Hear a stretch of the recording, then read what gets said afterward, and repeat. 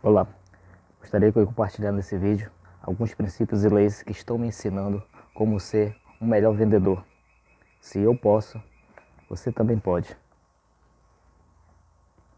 No inverno, o frio era cruel do Monte das Oliveiras, de Jerusalém pela estreita abertura do Vale Quidron. Vinha o cheiro da fumaça, incenso e carne queimada do templo, e esse ar impuro misturava-se com o odor resinuoso dos terebintos da montanha. Do declive descampado a curta distância da aldeia de Bet-Baja, dormitava a imensa caravana de mercadorias de pântros de Palmira. Já era bem tarde e até os garanhões favoritos dos grandes mercadores tinham parado de pastar nos ralos arbustos de pistáceas e deitavam junto a uma márcia cerca de louros. Para além das longas filas de tendas e silêncio, grossos cipós de cânhamo se enrolavam em 4 oliveiras antigas.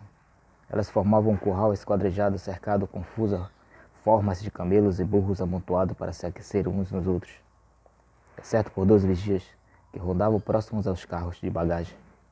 O único movimento no campo era o da alta e imóvel sombra delineada na grande tenda da pele de cabra de Pantros. No seu interior, Pantros passeava de um lado para o outro, parando ocasionalmente quando então frazia a testa e balançava a cabeça para o jovem ajoelhado, timamente próximo à entrada da tenda.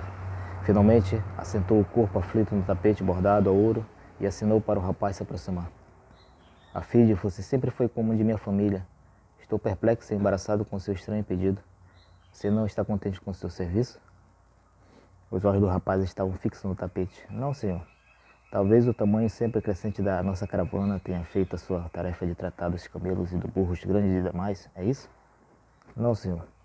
Então, por favor, repita o seu pedido. Inclua também em suas palavras a razão de tão incomum pedido.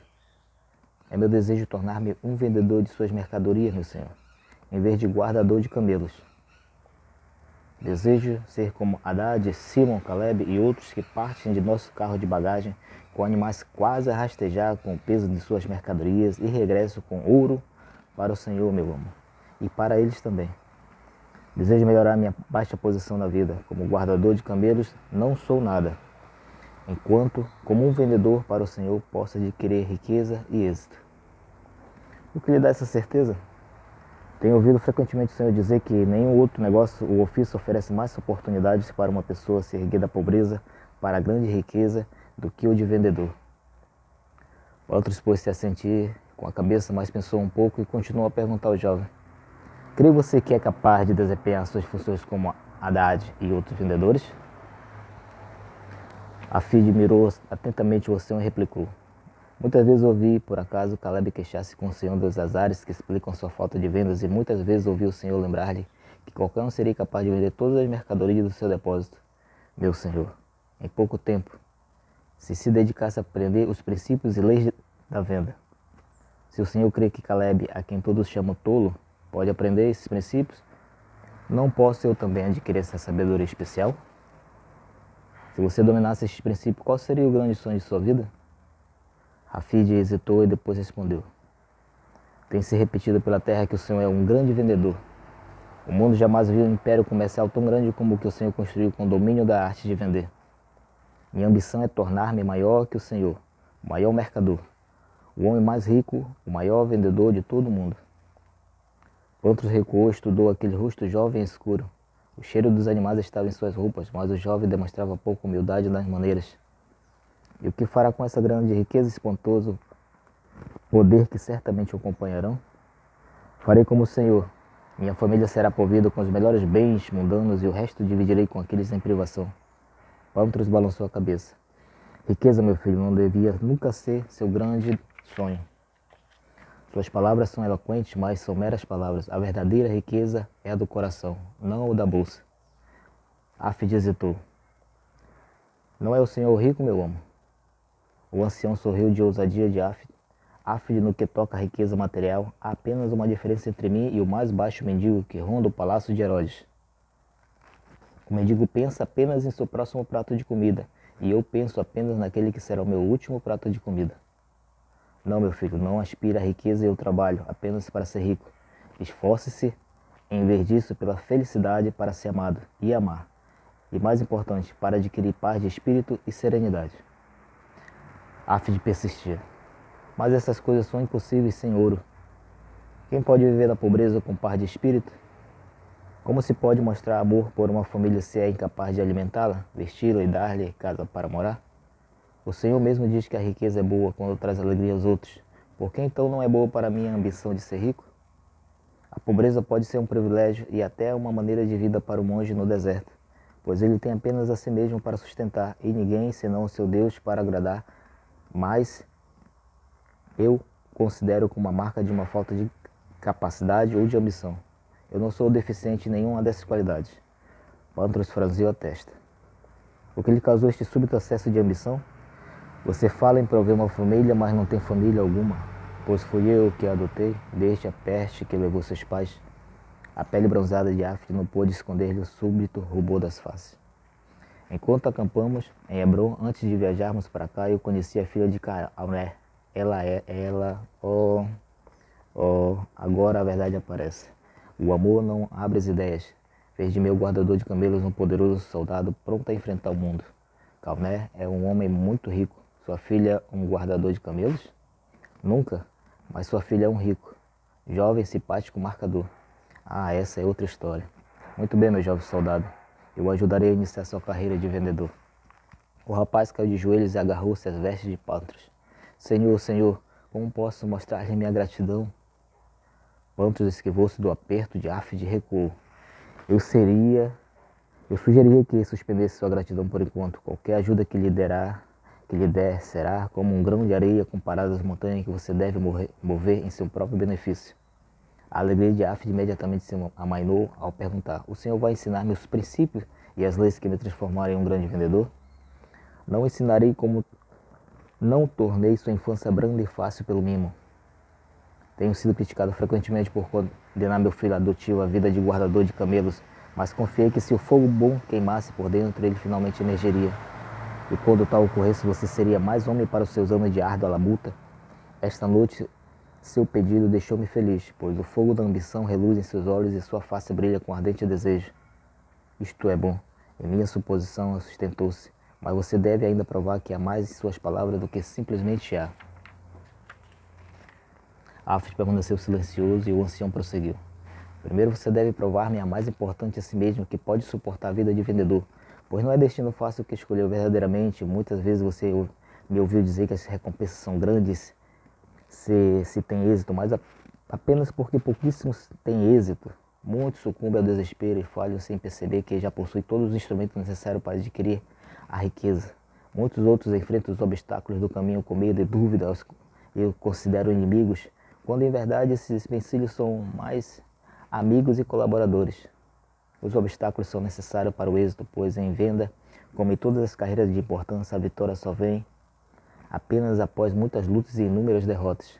Contudo, cada luta, cada derrota aguça suas técnicas e força sua coragem e persistência, sua capacidade e confiança, e assim cada obstáculo é um companheiro de armas forçando-o a melhorar ou desistir. Cada malogro é uma oportunidade para seguir avante. Desvie-se deles, evite-os e você desperdiçará seu futuro. O jovem assentiu com a cabeça e ameaçou falar, mas o ancião ergueu a mão e prosseguiu. Ademais, você está se aventurando na mais solitária profissão do mundo. Até os desprezados coletores de impostos regressam aos lares do pôr do sol e as legiões romanas têm um quartel ao quem domina lá. Mas você testemunhará muitos pôres do sol distante dos amigos e dos entes queridos. Nada traz a dor da solidão ao homem tão rapidamente quanto passar por uma casa estranha e testemunhar a luz do lampião, uma família partindo o pão ao anoitecer no aconchego do lar. Será necessário períodos de solidão que as tentações o afrontarão. As maneiras como você enfrentará essas tentações afetará grandemente sua carreira. Estar-se na estrada apenas com o animal é uma sensação estranha e frequentemente assustadora.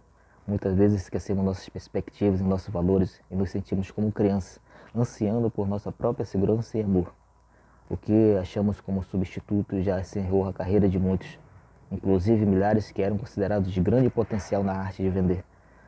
Ademais, não haverá ninguém para distraí-lo ou consolá-lo. Quando não vender nenhuma mercadoria, ninguém, exceto aqueles que procuram separá-lo de sua algibera. Eu serei cuidadoso e seguirei à risca o seu conselho, meu senhor. Então vamos começar. Por enquanto você não receberá mais nenhum conselho. Coloque-se diante de mim como um figo verde.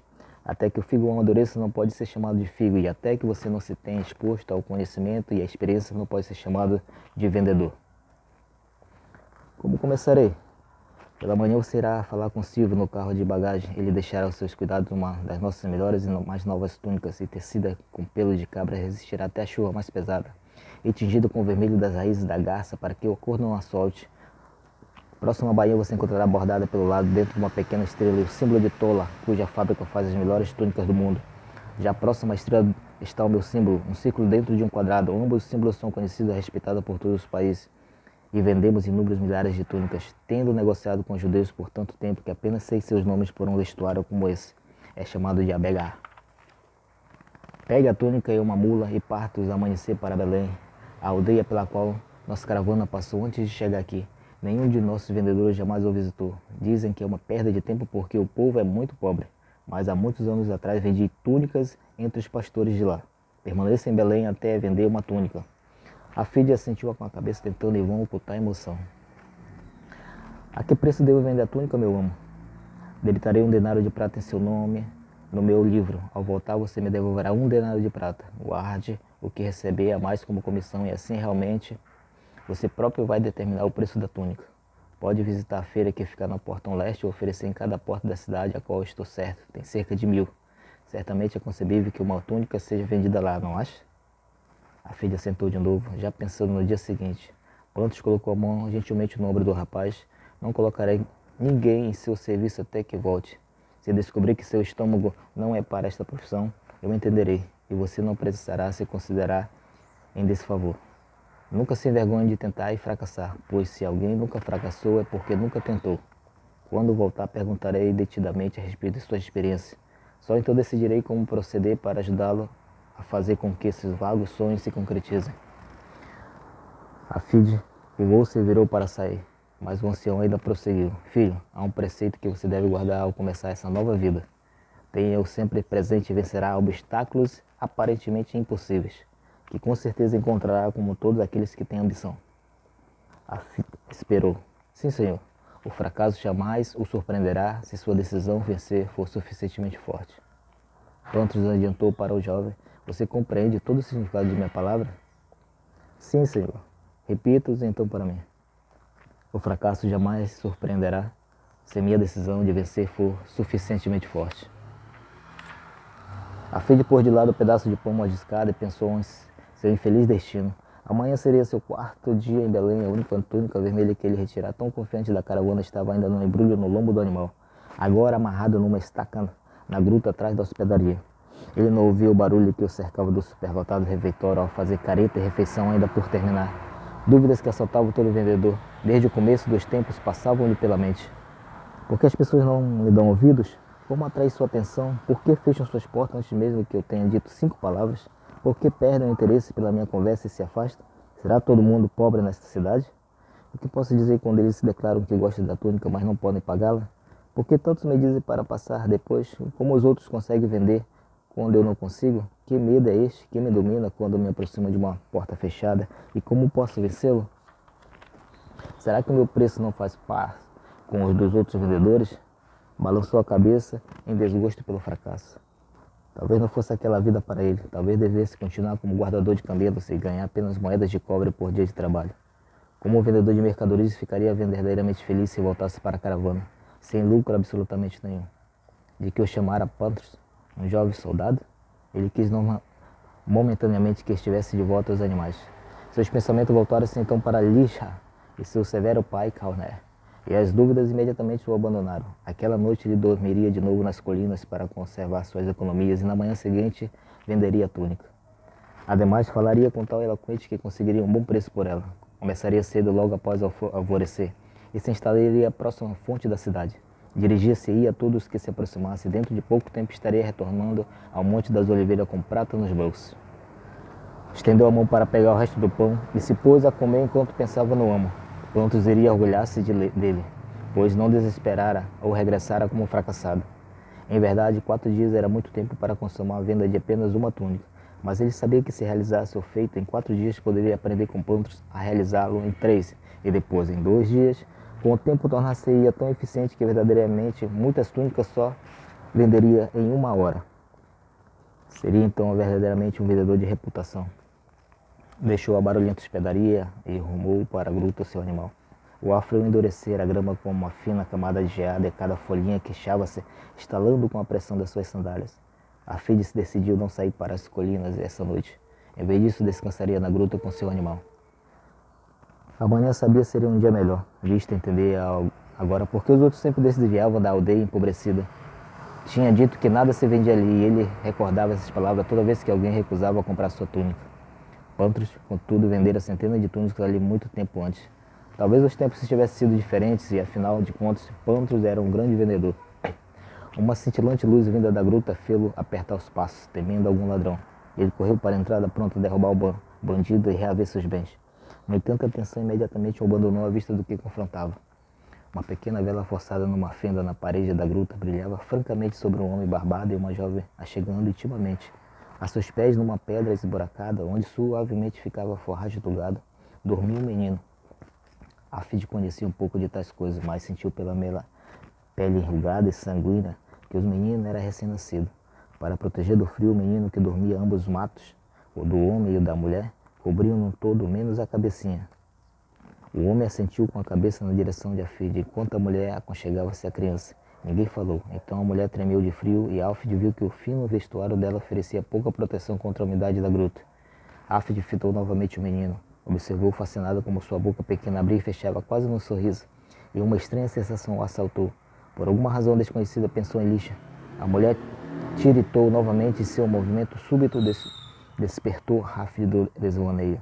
Após dolorosos momentos de indecisão, o suposto vendedor encaminhou-se para o seu animal cuidadosamente, desatou os anões, abriu o embrulho e retirou a túnica. Desdobrou-a e correu a mão sobre o tecido. A tintura vermelha reluziu como as luzes da vela, e ele pôde ver o símbolo do Pantros e o de Tola na parte de baixo, o círculo no quadrado e a estrela. Quantas vezes erguera essa túnica nos braços cansados, nos últimos 3 dias? Parecia-lhe que conhecia toda a configuração em cada uma de suas fibras. Era realmente uma túnica de qualidade. Com cuidado duraria uma existência. Afide fechou os olhos e suspirou. Depois dirigiu-se com rapidez à pequena família, ajoelhou na palha ao lado do menino e gentilmente retirou o manto do pai e depois o da mãe, e devolveu a cada um seu adorno. Ambos estavam chocados demais com a ousadia de Afide para retirarem. Então Afide abriu a preciosa túnica vermelha e gentilmente agasalhou com ela a criança que dormia. A umidade do beijo do jovem mãe ainda estava na face de Afide ao conduzir ele seu animal para fora da gruta. Diretamente acima dele encontrava-se a mais brilhante estrela Afide jamais vira. Fitou-a até que os olhos se encheram de lágrimas. Então puxou seu animal pelo caminho que levava à estrada principal de volta a Jerusalém e a caravana na montanha. Afide seguiu devagar, a cabeça caída para não mais notar a estrela espalhando seu caminho de luz diante dele. Por que cometer um ato tão tolo? Não conhecia aquelas pessoas na gruta. Por que não tentara vender-lhe a túnica? O que diria Patros e os outros? Eles rolariam no chão quando soubesse que dera de graça a túnica que se incumbira de vender. E para um menino desconhecido numa gruta, rabuscou na cabeça uma história que pudesse contar a Patros. Talvez pudesse dizer que a túnica fora roubada de seu animal enquanto estava no refeitório. Creria Pantros e tal história? Afinal de contas, havia muitos bandidos na terra, e se Pantros acreditasse, não seria então culpado de desleixo. Logo alcançou o caminho que levava ao jardim de Getsemane, desmontou-se e encaminhou-se caçadamente à frequente da mula, até chegar à caravana. A luz do céu parecia a luz do dia, e o momento que temia rapidamente se esvaziou. Assim que viu seu amo Pantros do lado de fora da tenda, fitando os céus, Afide permaneceu inerte, mas o ancião notou quase imediatamente. Havia pavor na voz de Patros. Quase se aproximou do jovem e perguntou: "Você veio diretamente de Belém?" "Sim, meu amo." "Não está alarmado por essa estrela ao acompanhar?" "Não notei, senhor." "Não notou?" "Senti-me capaz de sair deste lugar logo que eu vi erguer sobre Belém. Há quase 2 horas. Nunca vi estrela com mais cor e brilho. Logo que a vi, ela começou a mover-se e aproximar-se de nossa caravana. Agora que está bem em cima, você aparece e, pelos deuses, ela não se move mais." Pantros acercou-se de Afide e examinou a face do jovem enquanto perguntava: "Você participou de algum fato extraordinário lá em Belém?" "Não, senhor." O ancião franziu a testa a pesar profundamente. "Nunca conheci uma noite ou experiência tão grandiosa como esta." Afide hesitou. "Eu também jamais esquecerei esta noite, meu senhor." Então alguma coisa realmente aconteceu. "Como é que você voltou em hora tão tarde?" Afide ficou em silêncio enquanto o ancião só estava apalpando o embrulho do lombo da mula. "Está vazio." "Êxito, finalmente. Venha à minha tenda e conte-me o que se passou. Já que os deuses transformaram a noite em dia, eu não posso dormir. e talvez suas palavras forneçam alguma pista quanto à razão de uma estrela seguir um guardador de camelos. Pontus reclinou-se na cama e ouviu de olhos fechados a longa história de Áfide e Belém, de infindáveis recursos malogros e insultos. Por vez por outra assentia com a cabeça, como quando Áfide descreveu o mercador de cerâmica que o expulsara corporalmente da sua loja, e sorriu ao ouvir que um soldado romano lhe atirara a túnica ao rosto quando o jovem vendedor se recusara a baixar o preço. Finalmente Áfide, com a voz áspera e velada, descrevia as dúvidas que o haviam assaltado na hospedaria naquele mesma noite. Pontus o interrompeu. Conte-me, Áfide, as dúvidas como, uma por uma, o que lhe passou pela cabeça quando se sentou lamentando a sorte. Após Áfide nomeá-las todas, dando o melhor de sua memória, o ancião perguntou. Agora que o pensamento finalmente entrou-lhe pela cabeça e expulsou as dúvidas, dando-lhe nova coragem para se decidir a tentar de novo vender a túnica no dia seguinte, Áfide ponderou sua resposta por um momento e então disse, eu pensei apenas na filha de Calner. Mesmo naquela imunda hospedaria, eu sabia que jamais poderia vê-la outra vez se fracassasse. E então a voz de Áfide faltou. Mas eu falhei a ela de qualquer forma. Falhou? Não entendo. Você não voltou com a túnica? Em voz tão baixa que Pontus teve de se curvar à frente para ouvir Áfide contou-lhe o incidente da gruta. O menino na túnica, enquanto o jovem falava, Pontus relaxava os olhos repetidamente pela entrada aberta da tenda e pelo brilho além que iluminava o chão do campo. Um sorriso ganhou forma em seu rosto perplexo e ele não notou que o rapaz interrompera a história e soluçava. Logo soluços amainaram e houve apenas silêncio na grande tenda. Áfide não ousava fitar o amo, fracassara e provara que não estava em condições de ser mais que um simples guardador de camelos. Bateu a ânsia de virar-se de um salto e fugir da tenda. Sentiu então a mão do grande vendedor no ombro. Esforçou-se a olhar o amo nos olhos. Meu filho, esta viagem foi de muito lucro para você. Não, senhor. Para mim foi. A estrela que eu segui curou-me de uma cegueira que ainda reluto em admitir. Explicar-lhe-eis isto depois que regressarmos a Palmira. Agora faço-lhe um pedido. Sim, meu amo. Nossos vendedores começarão a chegar à caravana amanhã antes do pôr do sol e seus animais necessitarão de cuidado. Concorda em resumir as funções do guardador de camelo por enquanto? Áfide pôs-se de pé resignadamente e curvou-se ante seu benfeitor. O que o senhor quiser, estarei às ordens. Eu lamento ter fracassado, senhor. Vá então e prepare o regresso de nossos homens e encontrar-nos-emos em Palmira. Assim que Áfide atravessou a entrada da tenda, a brilhante luz do céu cegou novamente, esfregou os olhos e ouviu o seu amo chamá-lo de dentro da tenda. O jovem virou-se e voltou para dentro, esperando que o ancião falasse. Então Pontus apontou para ele e disse, durma em paz, pois você não fracassou. A estrela brilhante permaneceu no céu por toda a noite. Quase 2 semanas depois que a caravana regressava à base de Palmira, Áfide foi despertado em sua cama de palha no estábulo chamado a presença de Pontus. Dirigiu-se com rapidez ao dormitório do homem e parou incerto. Ante a enorme cama que reduziu o tamanho do seu ocupante, Pontus abriu os olhos e desbrilhou-se sobre cobertas até sentar-se ereta. Seu rosto estava descansado e às vezes inchavam-lhe as mãos. Era difícil acreditar que se tratasse do mesmo homem com quem falara há menos de 12 dias antes. Pontus moveu-se para a parte mais baixa da cama e o jovem sentou-se cuidadosamente na beirada, esperando que o ancião falasse. Até mesmo a voz de Pontus era diferente, um som e timbre daquela na última reunião. Meu filho, você ainda tem muitos dias para reexaminar suas ambições. Existe aí dentro de você a vontade de se tornar um grande vendedor? Sim, meu senhor. O ancião sentiu com a cabeça. Então que assim seja. Planejará gastar muito mais tempo com você, mas como pode ver, há outros planos para mim. Embora me considere um bom vendedor, sinto-me incapaz de medir a morte, seu afastamento de minha porta. Ela tem esperado há dias, como um cão faminto, à porta de nossa cozinha. Como um cão, ela sabe qual finalmente encontrará a porta aberta. Um acesso de tosse interrompeu Pontus e Áfide continuou inerte, enquanto o ancião lutava com a falta de ar. Finalmente a tosse parou e Pontus sorriu com debilidade. Nosso tempo juntos é breve, de maneira que vamos começar. Primeiro retire o pequeno baú do cetro de debaixo da cama. Áfide ajoelhou-se e puxou um pequeno baú com correias de couro e colocou sob o contorno de Pontus, troçou com os pés na cama. O ancião pegarreou. Há muitos anos, quando minha posição era inferior à de um guardador de camelos, tive o privilégio de socorrer um viajante do Oriente que fora atacado por 2 bandidos. Ele insistiu em que eu salvara sua vida e quis recompensar-me, embora eu não procurasse nenhuma recompensa. Como eu não tinha família nem economias, convenceu-me a voltar com eles para sua casa e a família onde fui aceito como um de seus. Um dia depois que me acostumara à minha nova vida, ele me apresentou este baú. Dentro havia 10 pergaminhos de couro, todos numerados. O primeiro continha o segredo de aprender. Os outros continham todos os segredos e princípios necessários para tornar-me uma pessoa de grande êxito na arte de vender. Então, a seguir, foi-me ministrada todos os dias a palavra sábia dos pergaminhos, e com o segredo de aprender do primeiro pergaminho, finalmente, Memorizei palavra por palavra de todos os pergaminhos até que elas se tornassem parte de minhas maneiras e de minha vida. Elas se tornaram hábitos. Finalmente recebi do presente com um baú contendo os 10 pergaminhos, uma carta selada e uma bolsa com 50 moedas de ouro. A carta selada não era para abrir até que meu lar adotivo estivesse fora de vista. Despedir-me da família e esperei até alcançar a rota comercial para Palmira antes de abrir a carta. A carta, em essência, mandava-me tornar moedas de ouro, aplicar o que aprenderam dos pergaminhos e começar uma nova vida. Mandava ainda partilhar sempre a metade da riqueza adquirida, fosse ela qual fosse, com outras pessoas menos afortunadas, mas que não desse os pergaminhos de couro nem os partilhasse com ninguém, até o dia em que eu recebesse um sinal especial que dissesse que fora o próximo escolhido para recebê-los. Afid balançou a cabeça. Não, entendo, senhor.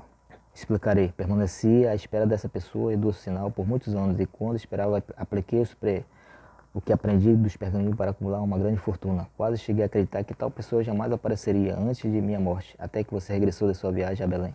Meu primeiro pressentimento de que você não fora o escolhido para receber os pergaminhos veio-me quando você apareceu sob a estrela brilhante que eu seguiria de Belém. Em minha alma tentei compreender o significado desse fato, mas resignei-me a não desafiar as ações dos deuses. Então, quando você disse que ceder à túnica, que significava tanto para você, algo dentro de minha alma falou e disse que minha longa procura terminara. Descobrira finalmente aquela a quem fora ordenada seu próximo receber o baú. Estranho, mas logo que soube ter descoberto a pessoa certa, a energia de minha vida começou a lentamente se esvair. Agora vejo-me próximo do fim, mas minha longa procura terminou e eu posso partir deste mundo em paz. A voz do ancião enfraquecera, mas ele cerrou os punhos ossudos e curvou-se para junto de Afid. Ouça atentamente, meu filho, já que não terei forças para repetir estas palavras. Os olhos de Afid estavam úmidos ao aproximar-se de seu amo. Suas mãos tocaram-se e um grande vendedor inalou o ar com esforço. Lego-lhe agora este baú e seu valioso conteúdo, mas antes há certas condições com as quais você deve concordar. No baú há uma bolsa com 100 talentos de ouro. Isso o capacitará a viver e comprar um pequeno sortimento de tapetes com os quais você pode entrar no mundo dos negócios. Poderia deixar-lhes grande riqueza, mas isso seria um terrível desserviço. Muito melhor é que você se torne o maior e mais rico vendedor do mundo, sozinho. Como vê, não me esqueci do seu grande sonho. Parte imediatamente para Damasco. Lá encontrará infinitas oportunidades de aplicar o que os pergaminhos lhe ensinarão. Logo que arranjar um alojamento, abra apenas o pergaminho número 1. Leia-o repetidamente até entender por completo o método secreto. Ele descreve e que você usará para aprender os princípios do êxodo em vendas, contido em todos os outros. Então logo aprenda de cada pergaminho, pode começar a vender os tapetes que comprou e se combinar o que aprender com a experiência que adquirir e continuar a estudar cada pergaminho como foi instruído, suas vendas crescerão em números a cada dia. Minha primeira condição então é que você prometa sob juramento que seguirá as instruções do pergaminho número 1, concorda? Sim, senhor. Bom. E quando aplicar os princípios dos pergaminhos, tornar-se-á muito mais rico do que jamais sonhou. Minha segunda condição é que deve constantemente distribuir a metade dos seus ganhos com aqueles menos afortunados do que você. Não deve haver nenhum desvio, condição, concorda? Sim, senhor. E agora, a condição mais importante de todas. Você está proibido de partilhar os pergaminhos ou a sabedoria deles contida com os outros. Um dia surgirá alguém que lhe transmitirá um sinal, como uma estrela. Suas ações generosas foram o sinal que eu procurava. Quando isto acontecer, você reconhecerá o sinal, mesmo que a pessoa que o transmite ignore se ela é a criatura escolhida. Quando seu coração lhe assegurar que você está certo, então passará para ele ou ela o baú e seu conteúdo. E quando isso for efetivado, não haverá nenhuma necessidade de impor condições ao receber como foram impostas a mim. E agora, por meu intermédio, a você. A carta que recebi muito tempo atrás ordenava-me que o terceiro a recebê-lo podia compartilhar suas mensagens com o mundo, se assim o desejares. Você promete executar essa terceira condição? Prometo. Pronto suspirou de alívio como se um grande peso tivesse sido retirado de suas costas. Sorriu francamente e colheu a face de Afid na concha de suas mãos ossudas. Pegue o baú e parta, não mais o verei. Vá com meu amo e meus votos de êxito, e que possa sua lixa finalmente ter partilhado toda a felicidade que seu futuro trará. As lágrimas rolavam sem receio pelas faces de Afid ao pegar o baú e atravessar a porta aberta do dormitório. Ele parou um instante do lado de fora, colocou o baú no chão e voltou em direção ao seu amo. O fracasso jamais me surpreenderá se minha decisão de vencer for suficientemente forte. O ancião sorriu levemente e sentiu, e ergueu a mão em adeus. Que Deus os abençoe. Abraço.